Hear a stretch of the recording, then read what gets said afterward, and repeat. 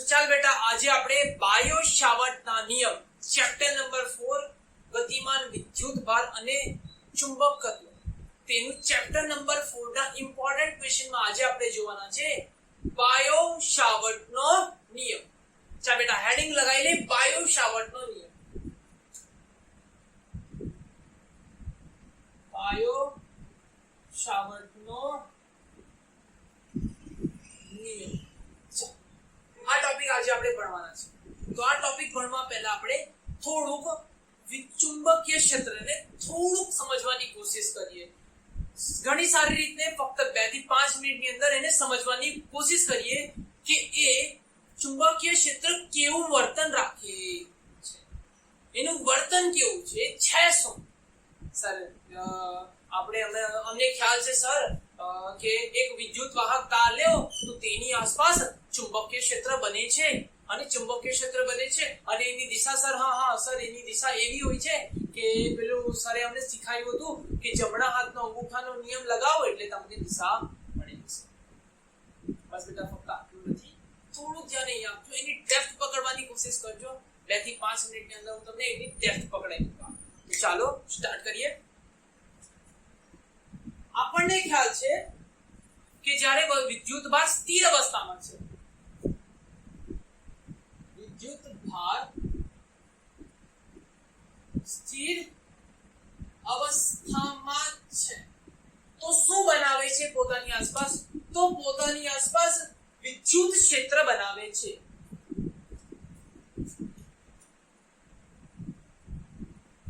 એ શું બનાવે છે?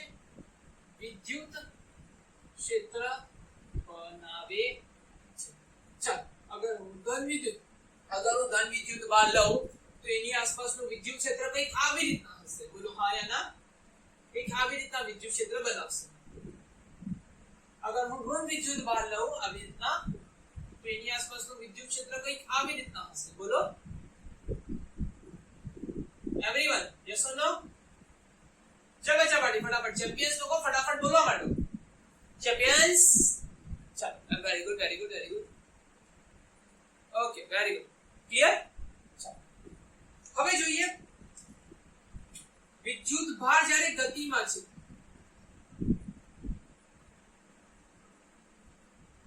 જ્યારે વિદ્યુત ભાર ગતિમાં છે, અને વિદ્યુત ભાર ગતિમાં છે તો શું કહ્યું સર? તો વિદ્યુત ભાર ગતિ પેલી ગતિ તો બે પ્રકારની હોય છે ને. ગતિ તો બે પ્રકારની હોય છે, એક હોય છે અચળ વેગી અને બીજી હોય છે પ્રવેગી ગતિ. પણ અહીં આપણે કેસ કયો લેવાનો છે? અચળ વેગીનો. આજે તમને ખબર નથી, થોડું ધ્યાન અહીંયા આપજો. કદાચ થોડાક બાળકોને ખબર હશે. અચળ વેગી ગતિ ચેપ્ટર નંબર 4 અને 5 સાના પર છે બેટા? અચળ વેગી ગતિ. પણ વિદ્યુત ભાર ગતિમાં છે. કેવી ગતિ કરે છે? અચળ વેગી. અહીંયા વેગ 0, વેગ શું છે? અહીંયા 0 છે. અહીંયા વેગ 0 છે. જ્યારે વેગ 0 છે ત્યારે એની આસપાસ વિદ્યુત ક્ષેત્ર બને છે. તો કેવું બનાવે છે? યુનિફોર્મ. કેવું બનાવે છે? યુનિફોર્મ એટલે એક જેવું, સરખું, બધી જગ્યાએ એકદમ યુનિફોર્મ, બરાબર રીતે, એકદમ પરફેક્ટ, એકદમ અને બદલાતું નથી. અહીંયા જે વિદ્યુત ભાર ગતિમાં છે તો શું બનાવે છે? એ બે વસ્તુ બનાવે છે. વિદ્યુત ક્ષેત્ર પણ બનાવે છે અને શું બનાવે છે? ચુંબકીય ક્ષેત્ર. પણ જે વિદ્યુત ક્ષેત્ર બનાવે છે તે હવે એક સરખું નથી, નોન યુનિફોર્મ. કેવું છે બેટા? Non uniform. અને આ જે વિદ્યુત ક્ષેત્ર બનાવે છે તે અચળ વેગથી ભાગે છે. કેવા વેગથી ભાગે છે? અચળ વેગથી ભાગે છે. અને આવે અચળ વેગથી ભાગે છે. અચળ વેગથી ભાગે છે. જ્યારે અચળ વેગથી ભાગે છે ને ત્યારે એની આસપાસ જે વિદ્યુત ક્ષેત્ર બને છે, અચળ વેગથી ભાગે છે ત્યારે એની આસપાસ વિદ્યુત ક્ષેત્ર બને છે તે નોન યુનિફોર્મ હોય છે, સતત સરખું નથી, બદલાતું છે. અને જે ચુંબકીય ક્ષેત્ર બને છે જનાબ, એ જે ચુંબકીય ક્ષેત્ર બને છે તે સરખું હોય છે, યુનિફોર્મ. શું બચ્ચા પાર્ટીમાંથી આટલી વસ્તુ ક્લિયર થઈ? અને આટલી વસ્તુ ક્લિયર થઈ. હવે લાસ્ટ પોઈન્ટ થોડુંક એને હજી ફીલ કરીએ. હવે આ ચુંબકીય ક્ષેત્ર કેવા પ્રકારનું છે ખબર? માની લો આપણે જો તમને ખ્યાલ છે તેટલી જ વસ્તુ લઉં છું. હવે આપણે એક વિદ્યુત પ્રવાહ આધારિત એક તાર લઈએ. ચાલો તમારી ઘણી બધી ઈચ્છા હતી કે વિદ્યુત પ્રવાહ આધારિત તાર લો, તો હું અહીંયા તાર લઈ લીધું. અહીંયા હું ઈચ્છીને એક વિદ્યુત ભારને મૂકી દીધું કે બેટા એક વિદ્યુત ભારને હું અહીંયા બેસાડી. ચાલો અહીંયા આકાશ નામનો એક વ્યક્તિ છે. બેટા ફેમસ हो યાદ તો આ તો ચમક ગયા है ना, एकदम चमकीला चमक गया. અહીંયા એક વિદ્યુત પ્રવાહ ઉપરની તરફ જાય છે. I જેટલો વિદ્યુત પ્રવાહ ઉપરની તરફ જાય છે. અહીંયા એક ઘન વિદ્યુત ભારને બેસાડ્યો છું. કેવી અવસ્થામાં છે? સ્થિર અવસ્થામાં.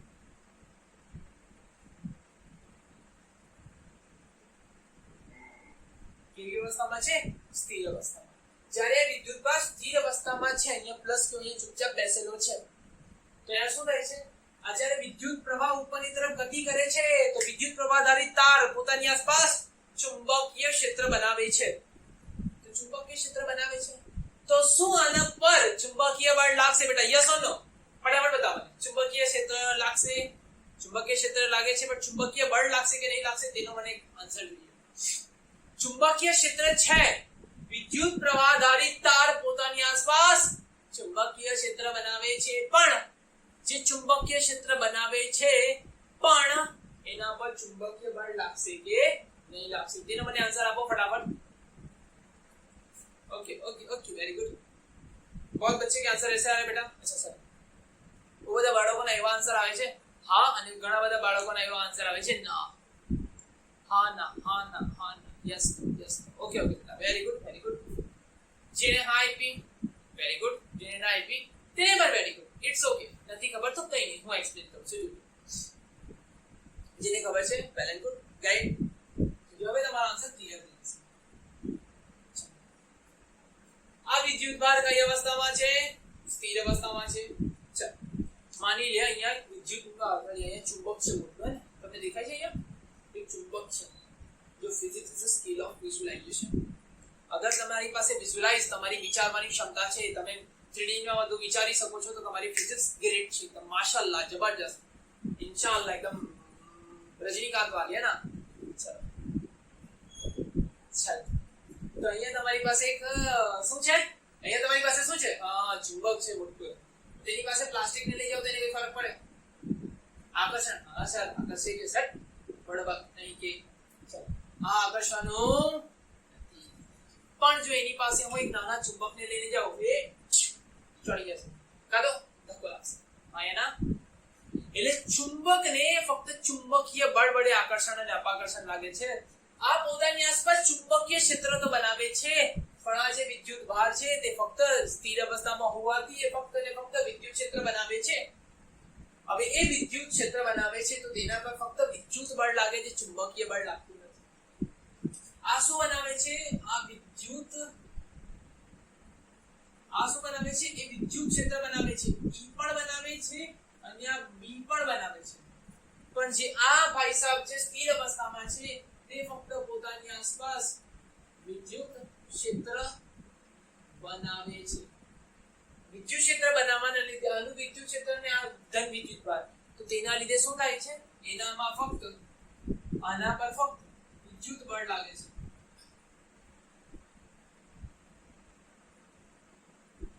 ચુંબકીય બળ લાગતું નથી.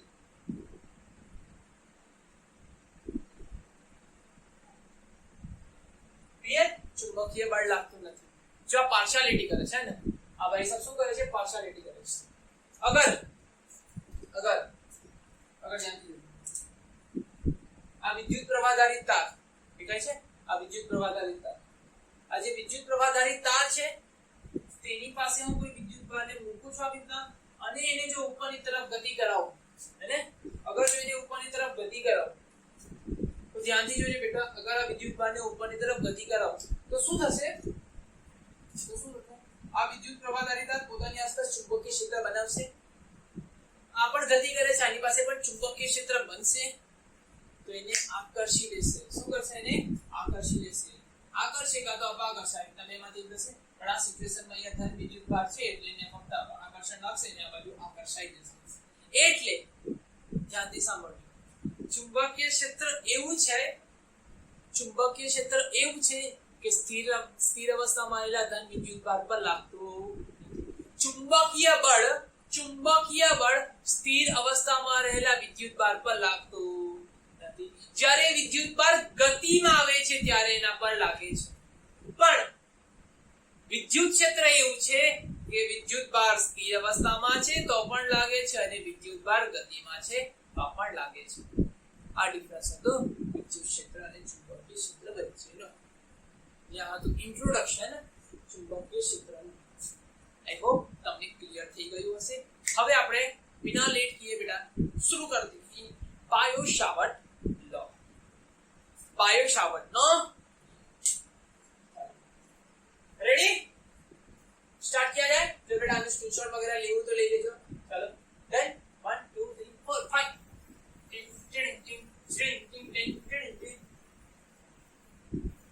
समझाए जाना है वो मैं नहीं वो मैं हूँ बेनस्पार. चलो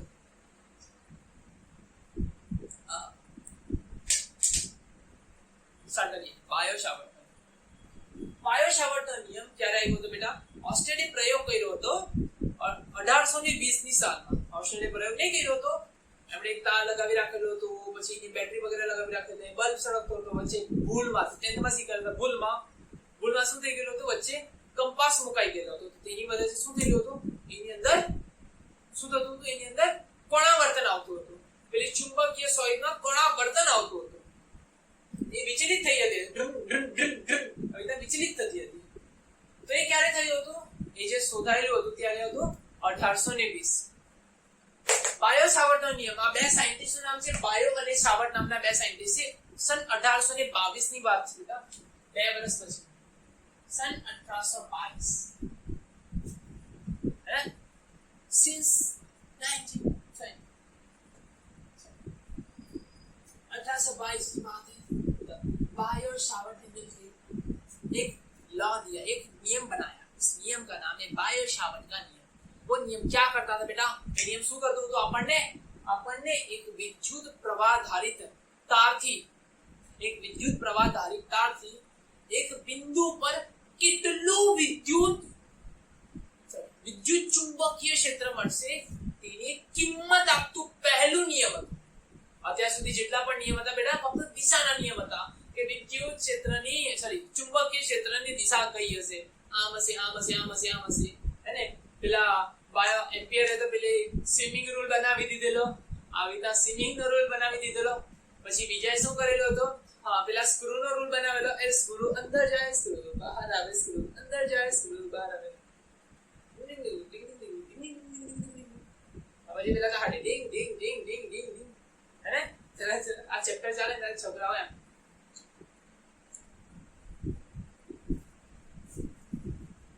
બધું બ્રેક ડાન્સ થઈ જતું આખા બોડી.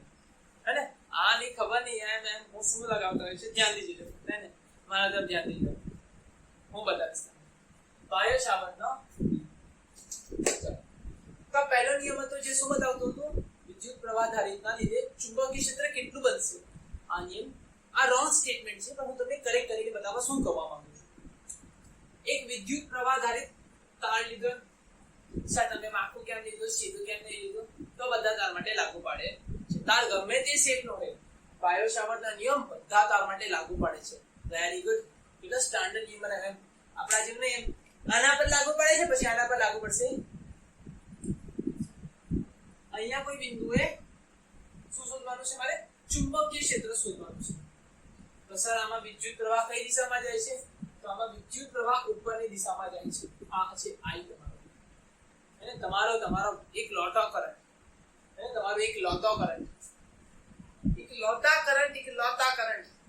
વિદ્યુત પ્રવાહ ઉપરની દિશામાં જાય. ચાલો, તો તમારી પાસે અંગૂઠો અને આંગળી હશે, રાઈટ હેન્ડ. તો આ તમારો જે છે અંગૂઠો, તેને વિદ્યુત પ્રવાહની દિશામાં મૂકો. એ વિદ્યુત પ્રવાહ એમ જાય છે. ને તમારું બિંદુ આ બાજુ છે, તો તમારી આંગળીને ખોલો ને આંગળી બંધ કરવાની કોશિશ કરો. તો કઈ બાજુ લાગે છે? વિદ્યુત પ્રવાહ ઉપરની તરફ છે. ચુંબકીય ક્ષેત્ર આંગળી કઈ દિશામાં જાય છે બેટા? જો અંદરની તરફ. વિદ્યુત પ્રવાહ ઉપરની તરફ, આંગળી ઉપરની તરફ, આંગળી અંદરની તરફ. તો અહીંયા બતાવે છે કે ચુંબકીય ક્ષેત્ર જે બને છે તે અંદરની તરફ છે. અંદરની તરફ આપણે ડોટ બનાવીએ છીએ, ના ક્રોસ બનાવીએ છીએ. શું બનાવીએ છીએ આપણે? ક્રોસ બનાવીએ છીએ. અને બહાર આવતા માટે આપણે ડોટ બનાવીએ છીએ. ક્લિયર આટલું? પણ એ જે ચુંબકીય ક્ષેત્ર બનશે તેની મૂલ્ય કેટલું હશે? સર મારે બાયોચામડનો નિયમ શીખવો છે, જલ્દી શીખવો ને. અરે વેઇટ કરો. क्षेत्रफल मीठा होता है. અહીંયા dl લીધું. સર હવે ये dl क्या है? dl चलो આ જે dl છે, આ dl એ શું છે? વિદ્યુત પ્રવાહ ધારિત ઘટક. શું છે આ? વિદ્યુત પ્રવાહ ધારિત ખંડ કીધું. ચલો શું કીધું? વિદ્યુત પ્રવાહ ધારિત ખંડ છે. શું છે? વિદ્યુત પ્રવાહ ધારિત ખંડ. સર તમારી એમ જાય છે, એમ નથી જતો. એ તો કેમેરો થોડુંક એમ છે. સર વિદ્યુત પ્રવાહ ધારિત ખંડ છે. ચાલો અહીંથી આ વિદ્યુત પ્રવાહ ધારિત ખંડ, અહીંથી આ જે બિંદુ છે ને, આ જે બિંદુ છે, આનું વચ્ચેનું અંતર, અહીંયા બિંદુ થોડું ચેન્જ કરી દઉં. ચાલો આ બિંદુ વચ્ચેનું અંતર r છે. કેટલું છે? આ શું છે? dl ઘટકથી p બિંદુ વચ્ચેનું અંતર. ઠીક છે? dl ઘટકથી p બિંદુ વચ્ચેનું અંતર. ચાલો આ તમારું થીટા હશે, આ તમારું શું હશે? થીટા. ચાલો આ થીટા શું છે બેટા? થીટા બતાવો. થીટા શું છે? ચાલો તો આ થીટા શું હશે? થીટા એ શું હશે? dl સદિશ અને સદિશ r વચ્ચેનો ખૂણો છે. આ શું છે બેટા? dl સદિશ અને r સદિશ વચ્ચેનો ખૂણો. આટલું ક્લિયર થયું? Okay, very good. હવે જોઈએ. ચાલો આ સારા dl ઘટક કેમ લીધું એની પાછળનું રીઝન છે. જો હવે વિદ્યુત પ્રવાહ છે ને, વિદ્યુત પ્રવાહ એ અદિશ રાશિ છે. આ શું છે બેટા? એ અદિશ રાશિ છે. અદિશ રાશિ છે. અદિશ રાશિ. હવે અદિશ રાશિને આપણે તો યાદ નહીં કરી શકીએ ને બેટા. અદિશ રાશિને આપણે પકડવાની કોઈ રીત નથી. સર કેવી રીતે પકડવાનું? કરંટને કોઈ પકડી શકે ના, એ રીતે વાત નથી કરવાની કોશિશ કરતા. હું સૂત્રમાં પકડવાની વાત કરું છું. સૂત્રમાં એ જો હવે શું થાય છે બેટા? જો વિદ્યુત પ્રવાહ જો ઉપર છે તો ચુંબકીય ક્ષેત્ર અંદર છે, અને વિદ્યુત પ્રવાહ જો નીચે હશે, ક્યાંથી જોયું?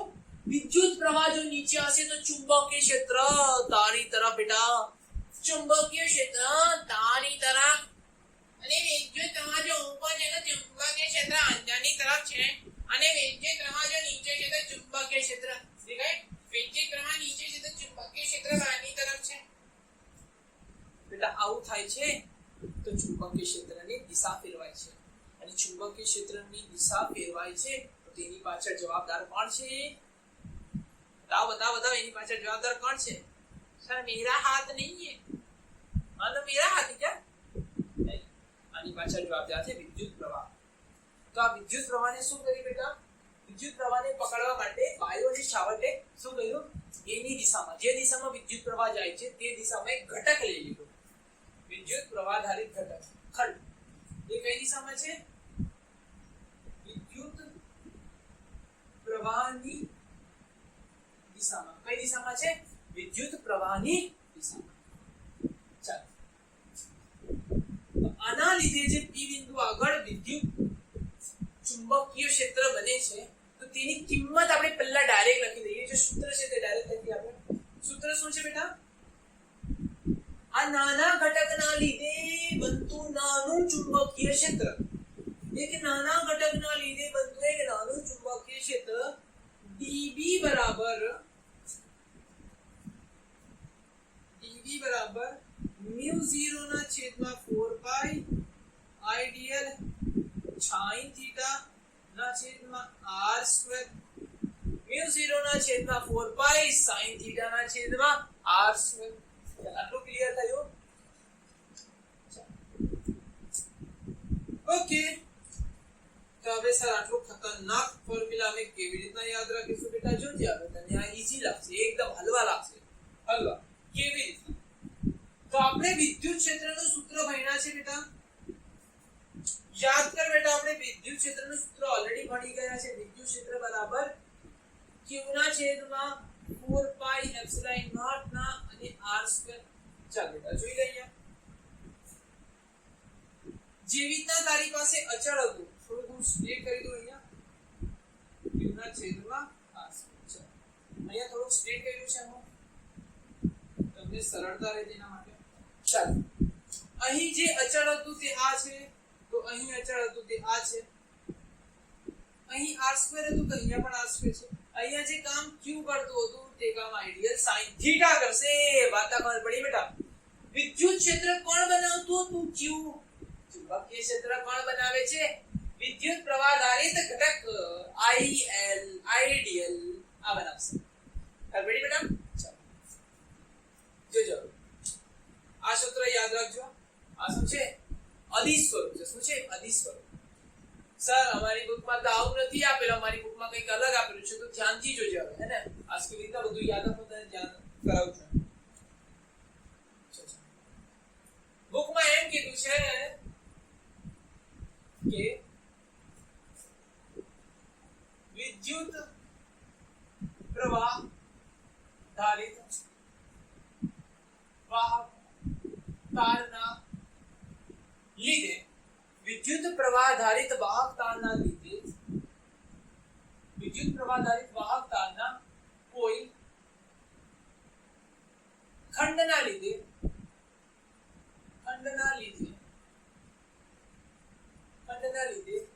ઉદ્ભવતું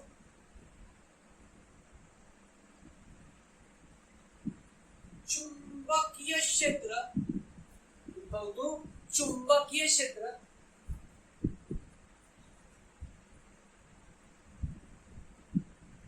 dv કોના સમચલનમાં છે?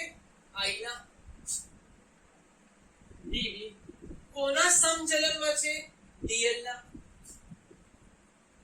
dv કોના સમચલનમાં છે? sin θ ના. dv કોના વ્યસ્ત ચલનમાં છે? બંને વચ્ચેના અંતરના વર્ગીના વ્યસ્ત પ્રમાણમાં હોય છે. તમારી બુકમાં આવું કંઈક લખીને આપેલું છે. આટલો ખ્યાલ આવ્યો? ચાલો, સર હવે સેમ ટુ સેમ થઈ ગયું. ચાલો, અને કો તૈયાર? હવે આ બધાને સાથે લખો. dv ચલે છે I, dv ચલે છે I dl sin θ ના છેદમાં r સ્ક્વેર. તો dv બરાબર એક અચળ મૂકવાની છે. એક અચળની જગ્યાએ હું એની કિંમત મૂકું છું, તો k નહીં લખતા. હવે k લખીને પછી પાછું તમે કન્ફ્યુઝ થશો. 4 પાઈ અચળ મૂકી દીધો, આઈડિયલ sin θ ના છેદમાં r સ્ક્વેર. આ શું થઈ ગયું? આનું અદિશ સ્વરૂપ છે. આ કયું સ્વરૂપ છે બેટા? અદિશ સ્વરૂપ છે. આ અદિશ સ્વરૂપ છે. હવે આને સદિશ સ્વરૂપ લખીએ. સદિશ સ્વરૂપ શું થશે? એક કામ કર, આ સૂત્રમાં ઉપર નીચે r સાથે ગુણાકાર કરો.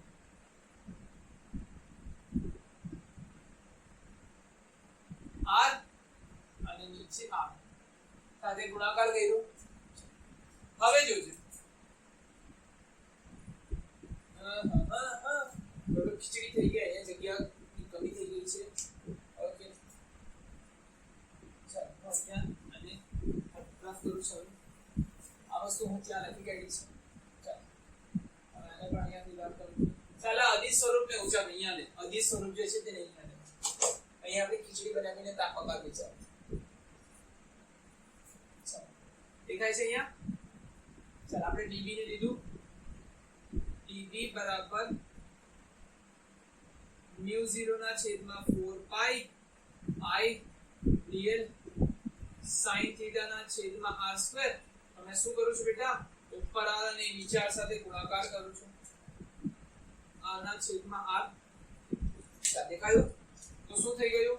ઉપર mu 0 I dl sin theta અને r નીચે તો શું થઈ ગયું 4 પાઈ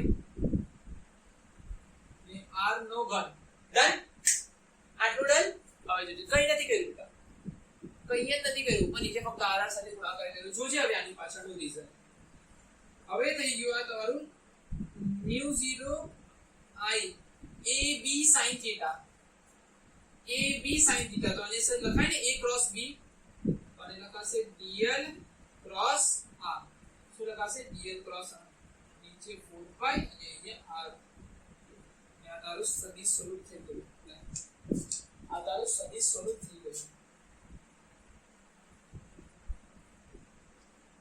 db બરાબર mu 0 I dl cross r ના છેદમાં 4 પાઈ r ચાલ આટલું ડન અહીંયા લખી દઈએ db બરાબર mu 0 I dl cross r ના છેદમાં r આટલું ડન ચલો હવે આની દિશાની થોડી વાત કરી લઈએ હે ને જ્યાને વિદ્યુત ક્ષેત્રની દિશા સર ઓલરેડી ડિસ્કસ થઈ ગઈ છે પણ દર વખતે છે ને બેટા તમારો આ હાથ કામ આવશે દર વખતે તમારો આ હાથ કામ આવશે નહીં તો જ્યારે અહીંયા ક્રોસ છે જો અત્યારે આપણને ખબર છે ને બેટા ક્રોસ આવે તો શું કરવાનું યાદ કરો ક્રોસ આવે તો શું કરવાનું તમને ઓલરેડી મેં કીધું છે ફર્સ્ટ ચેપ્ટર ની અંદર થિયરીમાં ક્રોસ આવે તો શું કરવાનું પહેલાને થપ્પડ મારીને બીજાની તરફ મોકલી દેવાનું શું કરવાનું પહેલાને થપ્પડ મારીને બીજાની તરફ મોકલી દેવાનું ચાલ dl ક્યાં છે બેટા dl ઉપરની તરફ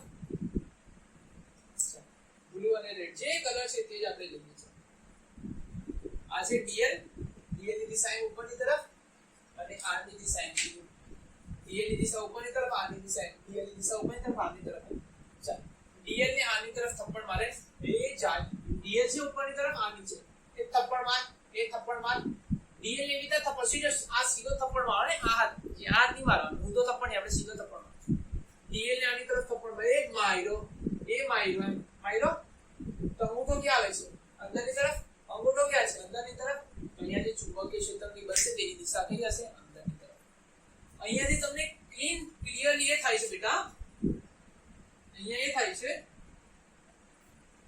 જે ચુંબકીય ક્ષેત્ર બને છે અને dl ઘટકના લીધે dl ઘટકના લીધે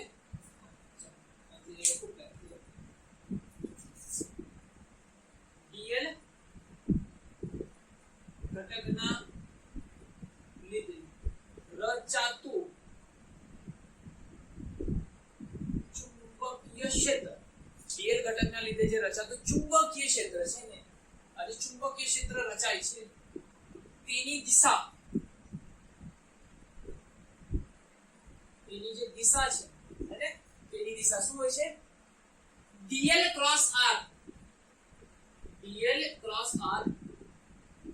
સમતલને લંબ રૂપે હોય છે અહીંયા જો dl અને r એ કયું સમતલ બનાવ્યું જો dl m r m આ એક સમતલ બનાવ્યું આ બોર્ડ વાળું પાછું બનાવ્યું આજે તમારું બોર્ડ દેખાય છે બેટા આ એક સમતલ બનાવ્યું અને આ સમતલને લંબ અંદરની તરફ કાં તો બહારની તરફ એ તમારે જોવાનું ઓલવેઝ હંમેશા આ સમતલને લંબ હશે ક્લિયર આજે dl cross r બનાવ્યું બેટા આજે dl cross r બને છે આ dl આ r આ dl અને આ r દેખાયું આ dl અને r આ સમતલને લંબ કાં તો અંદરની તરફ કાં તો ચલિए બહારની તરફ કાં તો અંદરની તરફ હશે આટલું ક્લિયર થયું પાક્કું આટલું ક્લિયર થયું ચાલો બેટા અહીં તારો બાયો શાવર્ટનો નિયમ ફક્ત આટલું હતું આટલું ક્લિયર થાય છે હવે નેક્સ્ટ ટોપિક છે બેટા ઇમ્પોર્ટન્ટ ક્વેશ્ચનમાં નેક્સ્ટ ટોપિક આવે છે બાયો શાવર્ટના લીધે બાયો શાવર્ટનો નિયમનો ઉપયોગ કરીને અલગ અલગ સિચ્યુએશનમાં જેની એપ્લિકેશન છે એની ઉપયોગિતા છે તો પહેલી ઉપયોગિતા છે કે એક લાંબો તાર છે આટલો લાંબો તાર છે અને સાઈઝનો ખબર છે આપણને સાઈઝની સાઈઝ આપણને ખબર છે એટલા વાહક તારના લીધે એક બિંદુ પર ચુંબકીય ક્ષેત્ર શોધવાનું છે પોઈન્ટ નંબર 1 આવું છે હવે એમાં જ આપણે કેસ લગાવીને એક અનંત લાંબો વાહક તાર લઈએ છીએ કેસ લગાવી દઈએ છીએ આપણે અનંત લાંબા વાહક તારના લીધે ઉદ્ભવતું ચુંબકીય ક્ષેત્ર શોધવાનું કદાચ મારી સ્લીપ ઓફ ટંગ થયું, વિદ્યુત ક્ષેત્ર બોલાઈ ગયું હશે તો ચુંબકીય ક્ષેત્ર સમજો. ક્લિયર? આના લીધે આપણે આ બિંદુ આગળ ચુંબકીય ક્ષેત્ર શોધવાનું પહેલી ઉપયોગિતા. પછી બીજી ઉપયોગિતા, એક વર્તુળાકાર લૂપ લઈએ છીએ. એક વર્તુળાકાર લૂપ છે, લૂપ આખી છે તો તેના કેન્દ્ર પર, લૂપ અડધી છે તો તેના કેન્દ્ર પર, લૂપ એક ચતુર્થાંશ ભાગ છે, ચોથો ભાગ છે તેના પર, એક રેન્ડમ સાઇઝની લૂપ છે, એની કોઈ સાઇઝ નથી, તો તેના લીધે ઉદ્ભવતું ચુંબકીય ક્ષેત્ર આપણને શોધવાનું. તો આટલી ક્લિયર થઈ ગઈ બેટા? પાકો? ચાલ હવે ત્રીજું આવે છે, એક રિંગ લઈએ છીએ આપણે વર્તુળાકાર લૂપ, તેના અક્ષ પર આવી રીતના રિંગ લઈએ છીએ, તેના અક્ષ પર ચુંબકીય ક્ષેત્ર શોધવાનું છે. આ 3 થિયરી આવે છે બેટા. એ 3 થિયરીમાંથી છેલ્લી થિયરી સૌથી ઇમ્પોર્ટન્ટ છે અને આગળની 2 થિયરી પણ ઇમ્પોર્ટન્ટ છે. અને રેન્ડમલી આ 3 થિયરીમાંથી કોઈ પણ થિયરી એક્ઝામમાં આવી શકે છે. ઠીક છે? તો આના પછીનું નેક્સ્ટ આજ આવે છે તો તેને તમે ધ્યાનથી જોજો ને આટલો પહેલા સ્ક્રીનશોટ લઈ લો. ઓકે? ચાલો આનું સ્ક્રીનશોટ વગેરે લઈ લો તમે.